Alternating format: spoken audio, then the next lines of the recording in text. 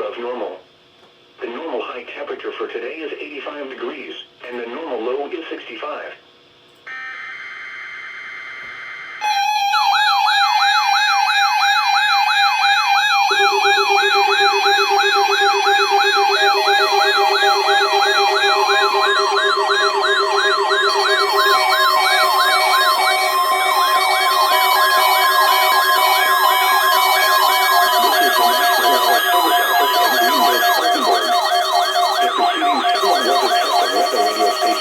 WXL70's public warning system.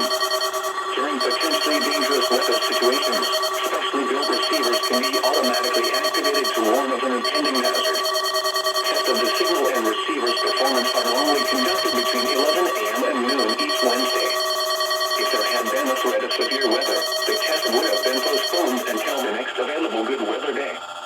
Reception of this broadcast and the warning alarm will vary at any given location. This variability, normally more noticeable at greater distances from the transmitter, can occur even though you are using a good quality receiver in good working order.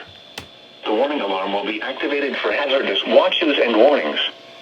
For station WXL70, broadcasting near Charlotte, on a frequency of 162.475 MHz, the warning alarm will be activated for the following counties in North Carolina: Alexander, Anson, Cabarrus, Catawba, Cleveland, Gaston, Argyle, Lincoln, Mecklenburg, Montgomery, Richmond, Rowan, Stanley, and Union.